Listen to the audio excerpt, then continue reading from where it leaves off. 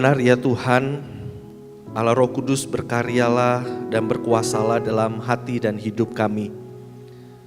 Sehingga Tuhan, Engkau yang berkuasa itulah yang memberikan damai sejahtera. Engkau yang berkuasa itulah yang memberikan penghiburan, kekuatan di tengah segala sesuatu yang sedang kami hadapi hari ini. Mungkin tidak semua orang mampu memahami apa yang kami alami dan apa yang kami tanggung.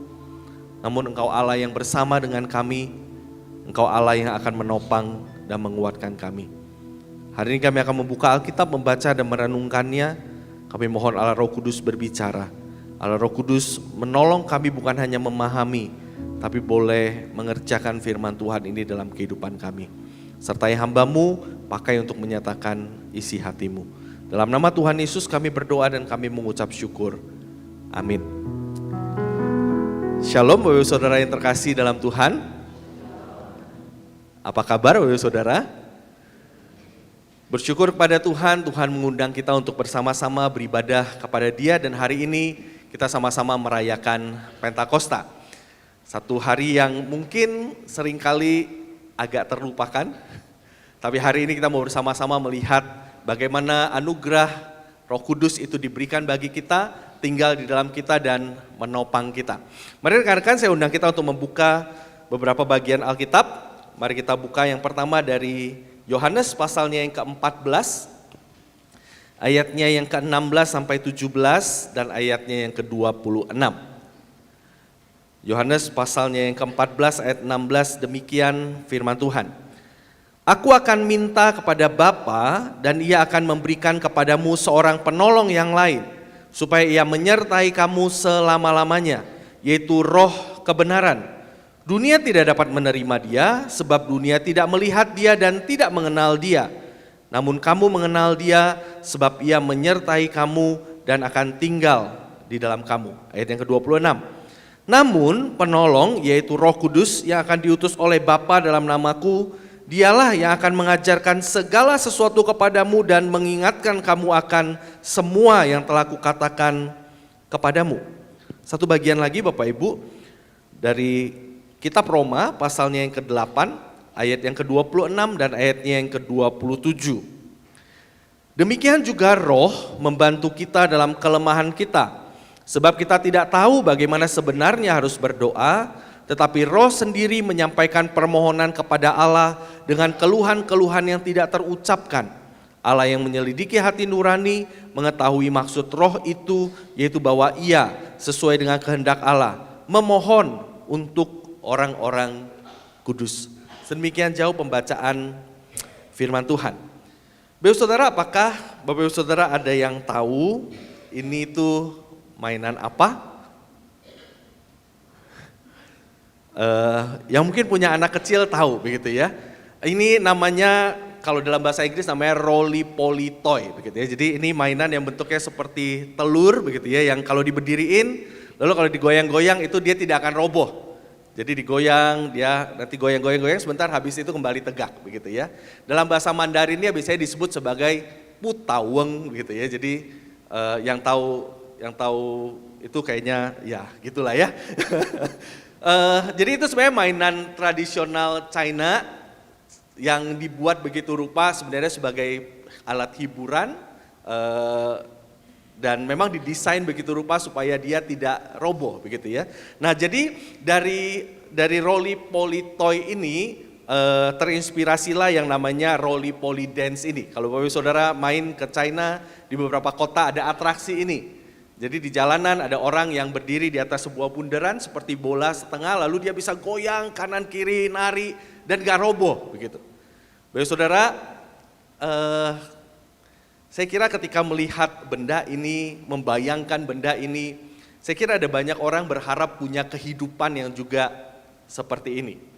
Kita ada di tengah dunia dengan kondisi kehidupan yang saya percaya hari ini makin tidak mudah. Berbagai pergumulan dari berbagai bidang, dari berbagai sektor terus menimpa ke atas kita. Dan sebagai anak Tuhan itu tidak membuat kita jadi lebih steril, tidak membuat kita terhindar dari masalah dan kesulitan.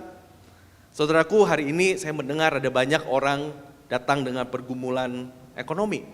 Datang dengan pergumulan penyakit yang berkepanjangan, datang dengan berbagai pergumulan relasi mungkin di dalam keluarga, relasi orang tua anak. Ada banyak orang kebingungan dengan masa depan, ada banyak orang melihat hidup itu gelap, tidak menentu dan sebagainya. Nah, Bapak Ibu Saudara, saya percaya di tengah keadaan itu, kita berharap punya hidup seperti roly-poly toy itu, seperti putaueng itu. Mungkin kita ditekan, mungkin kita didorong, mungkin kita diterpa dengan tekanan yang besar, tapi tekanan yang besar itu tidak pernah kita berharap sungguh-sungguh menjatuhkan kita. Kita berharap mungkin kita memang goyang sebentar, tapi kita kembali bisa segera tegak berdiri lagi. Mungkin tekanan itu begitu berat menekan kita, tapi tidak berapa lama kita bisa melenting kembali dan kembali tegak berdiri ke posisi kita yang semula. Yang menjadi rahasia dari putaueng itu bisa tetap tegak berdiri adalah karena dia punya fondasi pemberat yang ditaruh di dalam, yang membuat dia akan tetap kembali kepada titik gravitasinya. Saudara, saya percaya sebagai anak-anak Tuhan, kita berharap punya kehidupan rohani yang kokoh, tahan banting, tegak berdiri, yang agile, yang tidak mudah dikalahkan di tengah segala rangkaian goncangan pergumulan. Dan sama seperti boneka itu, kita perlu punya fondasi yang kokoh, kita perlu punya titik gravitasi yang tetap, yang membuat kita mungkin goyah, tapi akan kembali kepada tegak berdiri sebagai seorang anak Tuhan dengan kehidupan yang kokoh dan tangguh. Yang jadi pertanyaannya adalah bagaimana caranya? Yang menjadi pertanyaannya adalah apa jaminannya sehingga di tengah semua yang kita hadapi kita akan tetap kokoh berdiri? Apa jaminannya di tengah semua yang terjadi kita tidak jatuh dan terkalahkan, tidak jatuh dan terjerembab? Apa jaminannya di tengah semua yang kita hadapi ini? Justru kita akan semakin berjalan, semakin kuat, terus bertahan di hadapan Tuhan. Saudara, kabar baiknya, jaminan yang diberikan kepada kita itu adalah justru dengan diberikannya pribadi Allah Roh Kudus sebagai penolong dalam kehidupan kita. Kabar baiknya, jaminan itu adalah justru dengan hadirnya Roh Kudus sebagai penolong yang akan memberikan penghiburan, kekuatan, dan pertolongan bagi kita. Saudara, itulah yang dikatakan dalam bagian Alkitab yang tadi kita baca. Kalau kita perhatikan Yohanes pasal 14 tadi, Tuhan Yesus sebelum dia naik ke surga, sebelum dia menjalani perjalanan salib bahkan, dia memberitahu murid-muridnya bahwa mereka akan hadapi masa-masa yang sulit, tapi jangan khawatir, kamu tidak akan jadi yatim piatu katanya. Kamu akan hadapi hal-hal yang berat, tapi jangan khawatir, kamu tidak akan ditinggalkan sendirian. Tuhan Yesus berkata, kamu akan diberikan seorang penolong yang lain. Kata penolong yang lain menuju kepada penolong yang pribadinya berbeda dengan Tuhan Yesus, tapi kualitasnya, kuasanya, kekuatannya itu sama dengan Tuhan Yesus. Pribadi yang gimana? Pribadi yang akan menyertai mereka, pribadi yang akan tinggal bersama dengan mereka, pribadi yang tidak akan pernah meninggalkan mereka selama-lamanya. Saudaraku, itulah janji yang diberikan, dan itulah yang menjadi jaminan kenapa kita bisa kokoh berdiri. Karena ada penolong yang Tuhan berikan untuk menyertai kita. Penolong yang Tuhan berikan untuk bersama dengan kita secara kekal, saudara. Nah, saudara, hal yang sama sebenarnya juga dikatakan oleh Paulus dalam Roma pasal 8 yang tadi kita baca. Roma pasal 8, Paulus berkata apa? Pasal ayat 26 itu, Paulus berkata, demikian juga Roh membantu kita dalam kelemahan kita. Kata kelemahan di sini menuju kepada sebuah situasi kelemahan holistik.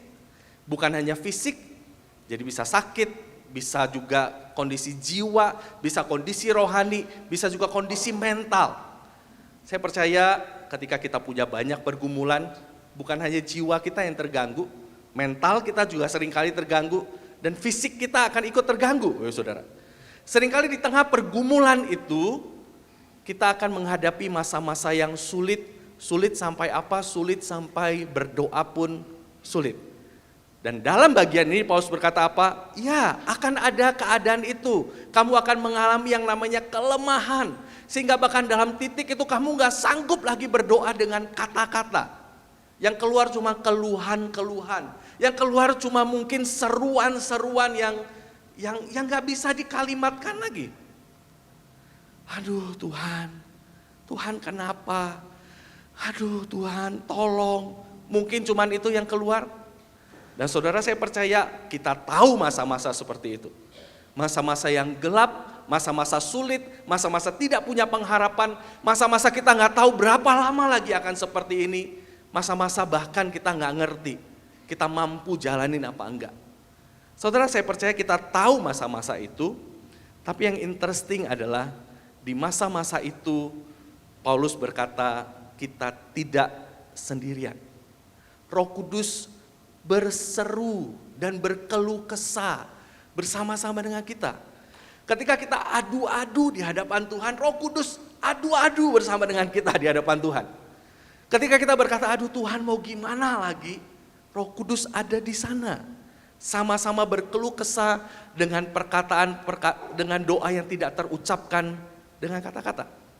Dan bukan sekedar berseru bersama-sama dengan kita. Roma 8 ayat 26 dan 27 berkata, Roh Kudus mendoakan kita, bersyafaat buat kita, menaikkan doa permohonan kepada Tuhan ketika bahkan kita tidak sanggup lagi berdoa dengan kata-kata kita.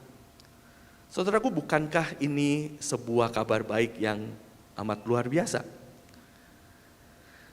Tuhan tahu kita akan ada dalam kondisi yang tidak gampang ada di dunia ini.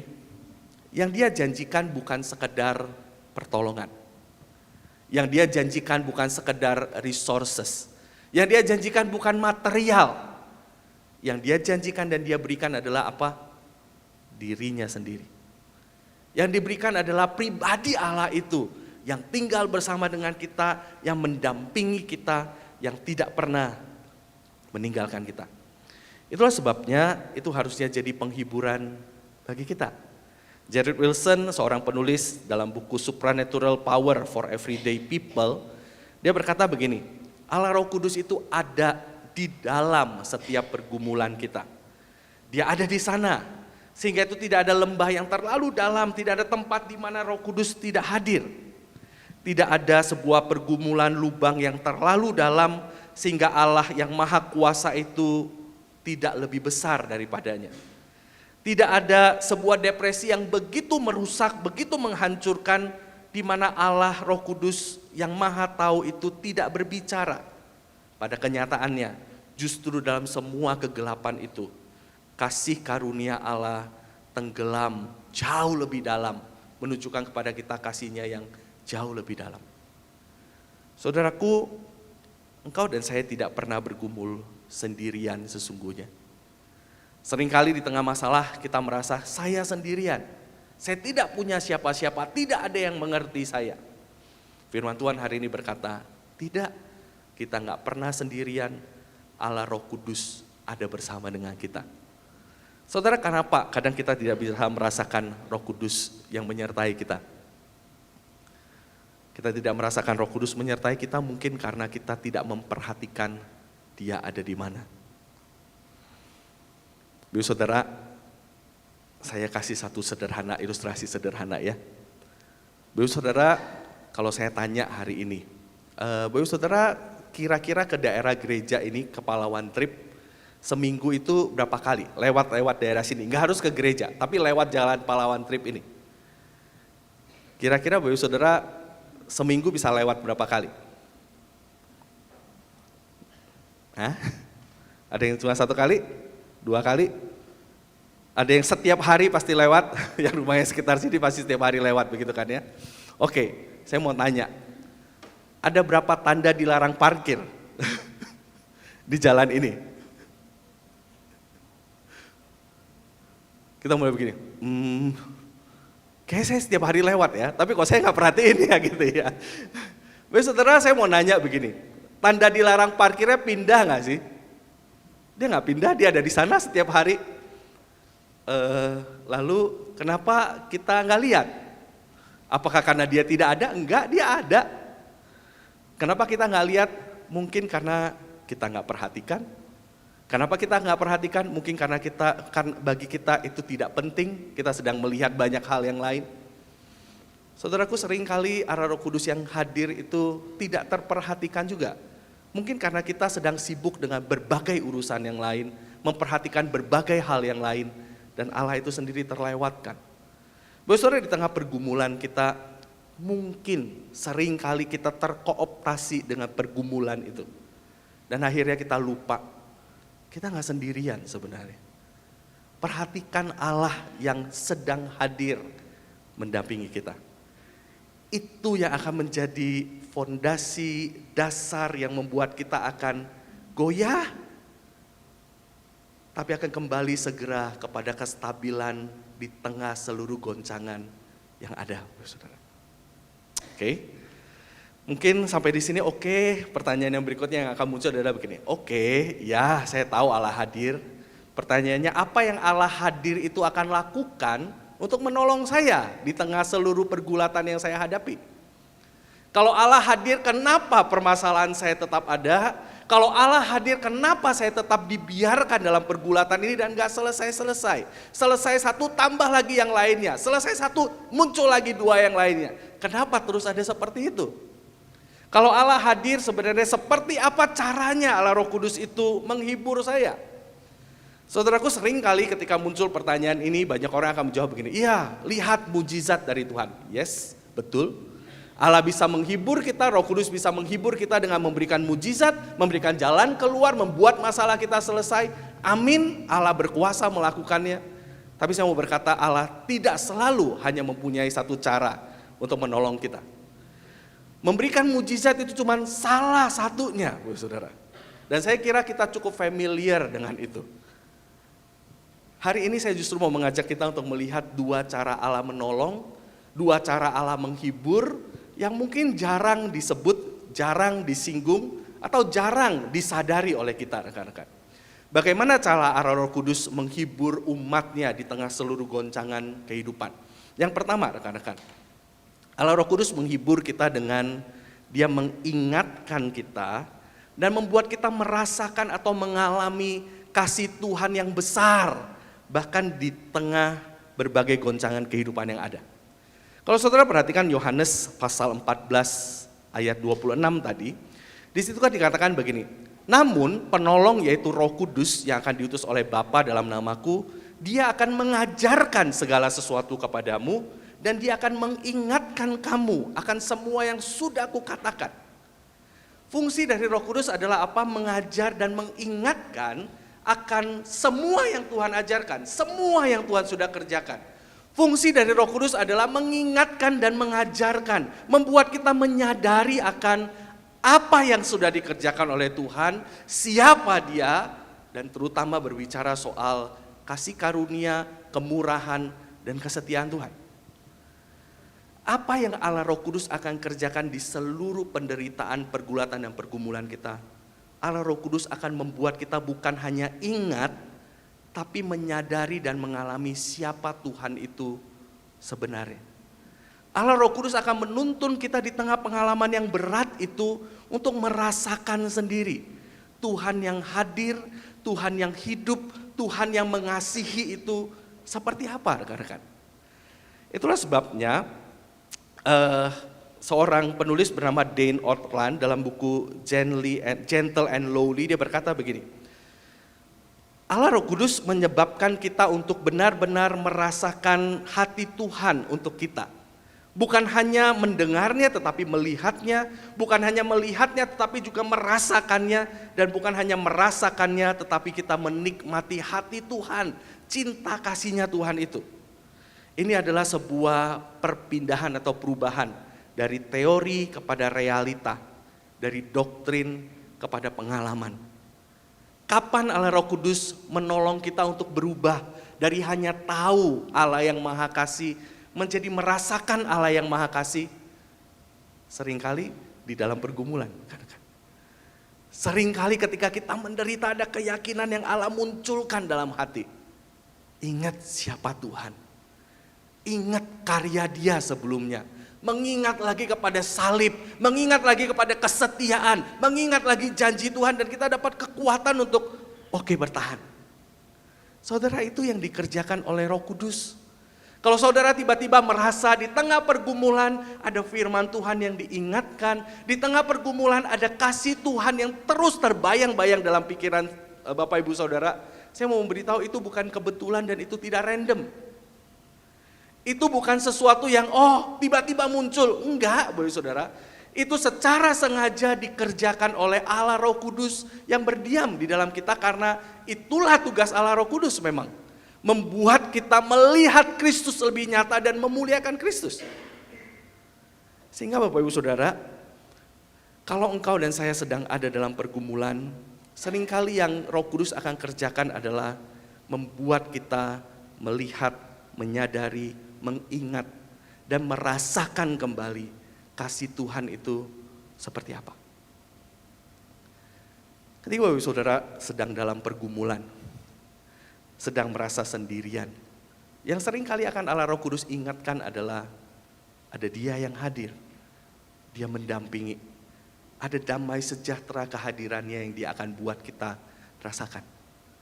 Ketika kita ngerasa saya terlalu gagal, saya bahkan benci diri saya sendiri, Allah Roh Kudus akan ingatkan kita soal kasih setia Tuhan yang mencari pendosa, yang tidak pernah menyerah kepada pendosa. Ketika di tengah pergumulan kita ngerasa, mau berapa banyak lagi pergumulan dan penderitaan, Allah Roh Kudus akan ingatkan kita soal kalau Allah tidak menyayangkan bahkan anaknya sendiri, akankah Dia menahan sesuatu yang baik dari kita? Tidak ada apapun yang dapat memisahkan kita dari kasih Allah. Itu yang akan Dia bangunkan dan membuat kita melihat ada harapan. Saya akan terus berjalan. Saya akan terus berjalan.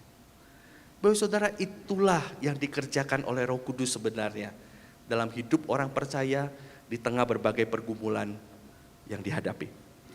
Bapak Saudara, saya mau cerita soal sebuah gempa yang terjadi di Armenia tahun 1988. Gempa ini terjadi 2 gempa dalam selang waktu 20 detik tahun 1988 itu, 6,9 dan 5,8 skala Richter.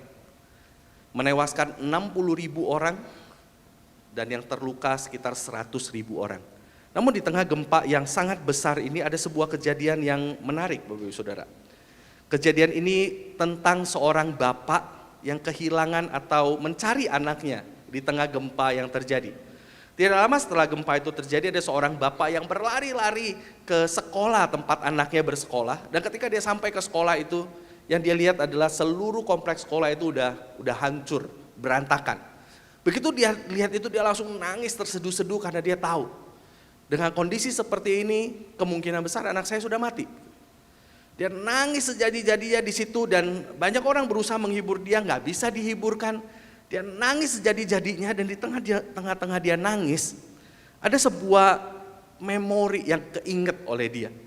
Dia ingat ada satu kalimat yang dia sering ngomong ke anaknya. Dia sering ngomong sama anaknya begini, "Nak, kamu jangan takut ya.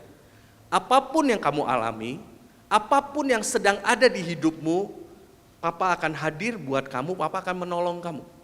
Kamu jangan takut, Papa akan hadir buat kamu, Papa akan menolong kamu." Itu kalimat yang dia sering sekali ngomong ke anaknya. Ketika dia nangis, bapak itu nangis, dia ingat, kalau anak saya masih hidup dan dia ingat janji saya, maka yang anak saya sekarang akan kerjakan adalah apa? Dia pasti sedang nunggu saya. Kalau anak saya masih hidup dan dia ingat yang selama ini saya katakan kepada dia, dia pasti sedang nunggu saya. Karena itu sekarang saya nggak boleh diam, saya nggak boleh cuma nangis.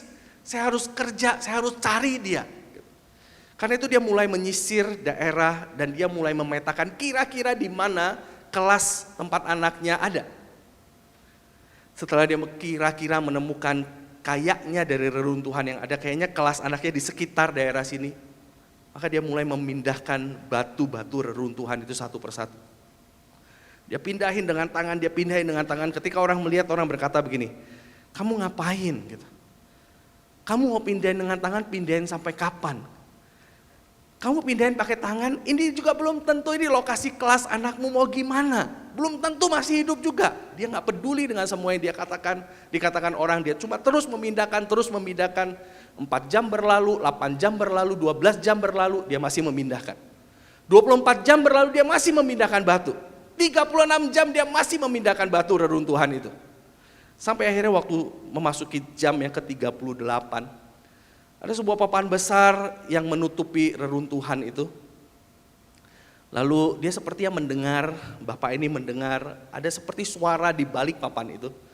Lalu dia berteriak begini, "Arman, apakah itu kamu? Ayah di sini, ayah datang mencarimu." Lalu dia seperti mendengar ada suara balasan dan dia tahu itu suara anaknya. Dia segera bekerja lagi dan dia pindahkan papan besar itu, pindahkan reruntuhan yang ada. Dan benar Bapak Ibu Saudara, Arman ada di sana. Anaknya Arman ada di sana, selamat. Dan bukan sekedar Arman yang selamat, rekan-rekan ada 13 teman Arman. Bersama-sama dengan Arman, diselamatkan dari gempa itu. Ketika Arman keluar, dia dipeluk sama papanya, semua orang terharu, senang sekali melihat gambaran itu. Tapi orang yang berkumpul gak bisa melupakan satu kalimat yang dikatakan Arman kepada teman-temannya sembari mereka jalan meninggalkan lokasi sekolah itu. Apa yang dikatakan Arman? Arman ngomong begini sama papanya. Ngomong begini sama orang-orang. "Betul kan? Aku sudah bilang ayahku pasti akan menyelamatkan kita. Ia sudah berjanji akan selalu ada bersama dengan aku." Saudaraku bisa bayangin 38 jam ada di bawah reruntuhan. Gelap, gak pasti, mengerikan, sempit, ketakutan, tidak menentu. Yang ada di sana semua anak kecil. Saya kira seringkali di tengah pergumulan itu yang kita rasakan. Namun saudara, saya mau bertanya begini.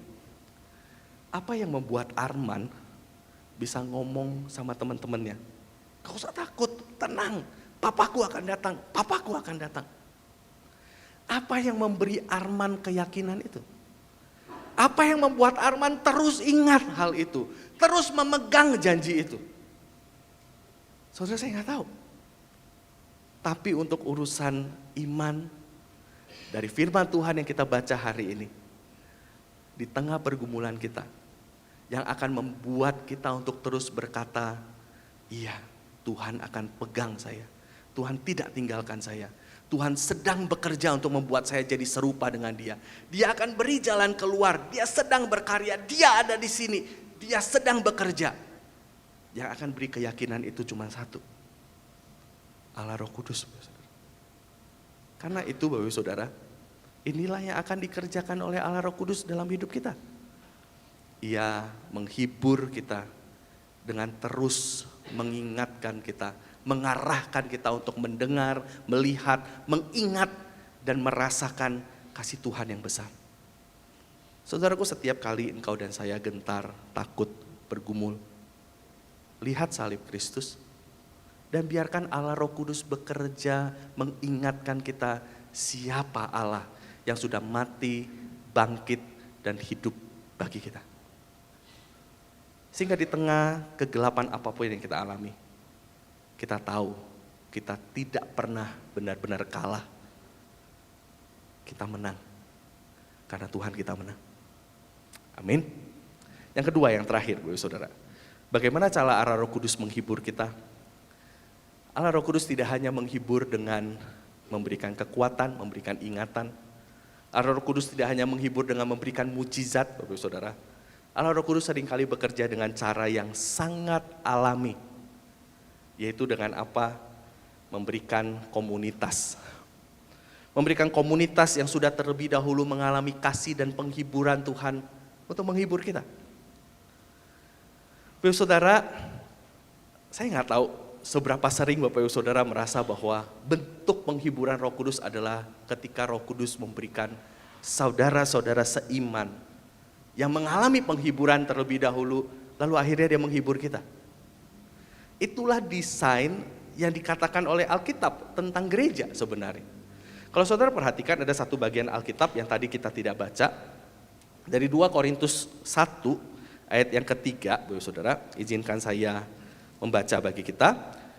Di situ Paulus sebenarnya sedang menceritakan soal bagaimana dia melihat umat Tuhan, jemaat Korintus itu. Dia berkata begini, terpujilah Allah dan Bapa Tuhan kita Yesus Kristus, Bapa yang penuh kemurahan dan Allah sumber segala penghiburan, yang menghibur kami, Paulus, dalam segala penderitaan kami, sehingga kami sanggup menghibur mereka yang berada dalam bermacam-macam penghiburan dengan penghiburan yang kami terima sendiri dari Allah. Sebab sama seperti kami mendapat bagian berlimpah-limpah dalam kesengsaraan Kristus, demikian pula oleh Kristus kami menerima penghiburan berlimpah-limpah. Jika kami menderita, hal itu untuk penghiburan dan keselamatan kamu.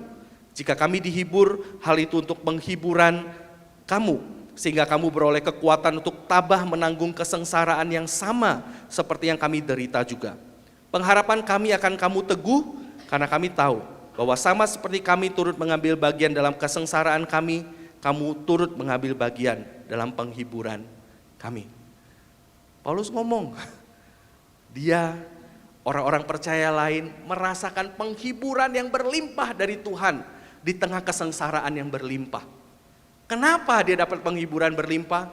Bukan supaya tetap teguh dan tabah saja, tapi supaya apa?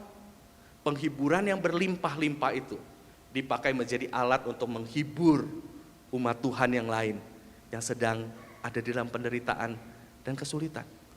Bapak Saudara, itulah yang menjadi ciri khas umat Tuhan sebenarnya. Ciri khas gereja. Gereja ada supaya orang-orang yang ada di dalamnya bisa saling menghibur, saling menopang, saling mengingatkan, saling menguatkan. Itulah yang menjadi ciri khas yang sangat kuat dari gereja mula-mula yang membuat orang berkata, ini berbeda. Ini komunitas yang aneh. Ini komunitas yang supranatural. Karena apa? Orang-orang di dalamnya kenapa saling memikirkan? Orang-orang yang ada di dalamnya kenapa saling berkorban, saling memberi diri untuk menopang orang lain? Saudara, itu yang dikerjakan oleh Allah Roh Kudus. Ketika Allah Roh Kudus membangun gerejanya, Allah Roh Kudus membangun orang-orang yang hadir untuk menghibur orang lain. Karena penghiburan yang sudah terlebih dahulu mereka terima. Itulah sebabnya di dalam kitab Ibrani pasal 10 ada perintah supaya apa? Janganlah menjauhkan diri dari pertemuan-pertemuan ibadahmu, dari persekutuan-persekutuanmu. Jangan jauhkan diri, hidup dalam persekutuan dengan orang-orang sesama umat Tuhan. Karena apa? Di dalam hidup bersama umat Tuhan itulah kita menghibur dan dihibur. Kita menguatkan dan dikuatkan. Kita menopang dan ditopang. Kita mengangkat dan diangkat. Saudaraku, boleh lihat sebentar orang-orang yang ada di kiri kanannya. Saudara-saudara, orang-orang yang datang hari ini ada di sini, mungkin wajahnya kelihatan oke-oke. Tapi apakah kita tahu beban berat apa yang mereka tanggung dalam hati mereka? Saudara, mungkin ada yang datang tempat ini, sudah datang bertahun-tahun dengan keluhan-keluhan yang tidak terucapkan dengan kata-kata. Tapi tidak ada siapapun di gereja yang tahu dia bertahun-tahun mengeluh seperti itu. Ada orang-orang yang datang hari ini dengan beban berat, dengan tekanan ekonomi, keluarga, dan sebagainya. Saudaraku, adakah alangkah menyedihkan ya kalau orang datang ke gereja dengan beban berat, pulang masih dengan keadaan yang sama. Mungkin kita berkata begini, iya dia datang ke gereja ya biar Tuhan yang menghibur lah. Ya, Tuhan tentu bisa menghibur orang itu. Tapi bukankah Tuhan juga mau memakai umat Tuhan yang sudah mengalami penghiburan Tuhan untuk menghibur orang itu? Bukankah itu desainnya? Saudaraku, saya percaya kita tahu ini gambar apa. Ini gereja. Ini bioskop. Apa bedanya, Bapak Saudara? Ya beda lah Pak, gak usah ditanya ya, bioskop sama gereja ya beda gitu. Iya, saya tahu beda Bapak Saudara. Tapi Bapak Saudara menyadari apa enggak makin hari ini ada banyak orang yang pergi ke gereja dengan mental bioskop. Ada banyak orang pergi ke gereja seperti pergi ke bioskop, saudara. Saudara, kalau engkau pergi ke bioskop, engkau tidak peduli siapa yang ada di sekitarmu, dan engkau tidak mau dipedulikan oleh siapa yang ada di sekitarmu, kan? Betul nggak, saudara? Kalau kita pergi ke bioskop lalu ada orang yang kepo banget begitu. Siapa namamu? Apa kabar? Kerja apa? Kerjaan baik-baik? Sehat-sehat? Kita mulai begini kan. Apa sih nih orang begitu ya? Betul? Kita mulai merasa begini. Kayaknya orang kurang waras, dia lupa ini bioskop, betul? Betul kan ya? Kita nggak akan ngomong sama orang di samping kita begini. Kayaknya minggu lalu kita nonton sama-sama ya. Gimana seminggu ini? Ada update soal hidup gitu? Ada pergumulan apa? Mau didoakan apa? Bawa makanan nggak? Boleh bagi nggak? Gitu. Kita nggak akan ngomong begitu kan ya, gitu. Karena apa? Kita tahu itu bioskop, betul? Kita ke sana untuk nonton. Kita ke sana untuk jadi konsumen, gitu. Tapi saudara, sekali lagi saya mau ngomong begini. Kita sadar nggak? Seringkali kita ke gereja juga dengan mentalitas dan pola pikir yang sama. Kita nggak mau diganggu dan kita nggak mau mengganggu. Kita nggak mau tanya dan nggak mau ditanya. Kita nggak mau membebani dan kita tidak mau dibebani. Atau lebih jelasnya mungkin kita nggak peduli sebenarnya. Saya datang, saya cuma mau menyelesaikan kewajiban saya dengan Tuhan. Saya cuma mau beribadah, Kristen katanya. Lalu ya udah selesailah. Yang di depan saya mau nangis, mau tengkurap, mau mukanya murem, mau pusing, mau punya pergumulan apa, nggak urus gitu. Nggak peduli, nggak ada urusan dengan saya, nggak ada hubungan dengan saya. Saya kesana kayak ke bioskop kok sebenarnya. Pokoknya saya persembahan, saya udah gereja, udahlah gitu. Saudara, pertanyaannya apakah itu desain yang Tuhan beri untuk gereja? Desain yang Tuhan beri untuk gereja adalah sebuah komunitas yang di dalamnya kita membagikan penghiburan yang kita udah terlebih dahulu dapat dari Tuhan. Saudara, kalau orang datang ke gereja dan tidak merasakan penghiburan dari saudara seiman, saya percaya ada yang salah dengan gereja itu. Saudara. Orang datang tetap merasa sendirian, orang pulang rasa sendirian. Orang datang dengan beban berat, pulang juga tetap dengan beban berat. Saya kira ada yang perlu berubah dari hidup bergerejanya gereja itu. So, Bapak Ibu Saudara, jangan datang mepet-mepet, pulang cepat-cepat. Amin. Sulit ya aminnya ya. Kenapa? Bukan supaya dapat parkiran, bukan. Datanglah buat orang lain juga, saudara. Tinggallah lebih lama untuk orang lain. Lihat wajah-wajah yang saudara mungkin belum kenal. 10 tahun ibadah sama-sama, gak pernah tanya, namanya pun kita gak tahu siapa. Tanya hari ini. Namanya siapa, tinggal di mana, ada yang mulai nanya ya. Ada yang bisa didoakan enggak? Gitu. Bapak Saudara, mungkin kita tidak mengalami dan merasakan penghiburan Roh Kudus karena apa? Bukan karena Roh Kudusnya enggak hadir dan menghibur, tapi karena kita tidak mengerjakan tanggung jawab kita sebagai perpanjangan Roh Kudus untuk menghibur umat Allah. Bapak Saudara, ketika engkau sakit, dikunjungi di rumah sakit oleh orang yang engkau tidak kenal. Karena yang engkau tidak kenal, dia cuma engkau tahu sebagai orang dari gereja yang sama. Kau terhibur gak? Satu hal yang membuat banyak orang non-Kristen bingung sama orang Kristen adalah ketika orang Kristen menikah, ada banyak orang yang datang hanya karena apa? Oh, itu jemaat gereja. Ada banyak orang di luar gak kayak begitu, gak peduli, saudara. Sebagai anak Tuhan, bentuk penghiburan Roh Kudus datang melalui kita, saudara, kepada sesama kita yang sedang menderita. Karena itu, Bapak Ibu Saudara, hari ini ketika kita mengingat Allah memberikan penolong bagi kita, saya merindukan dua hal. Di tengah pergumulan kita mengalami penghiburan dan kekuatan, namun pada saat yang sama, kita yang dihiburkan dan dikuatkan, mari belajar menghibur dan menguatkan orang lain. Itu tanda kehadiran Roh Kudus yang real di dalam hidup kita. Kiranya Tuhan menolong kita, Bapak Saudara. Mari kita tunduk kepala.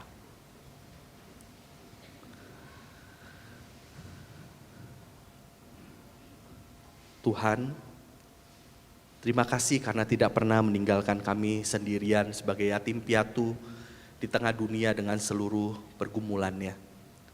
Kami bersyukur Engkau Allah yang hadir, menangis, menjerit, bergumul bersama-sama dengan kami.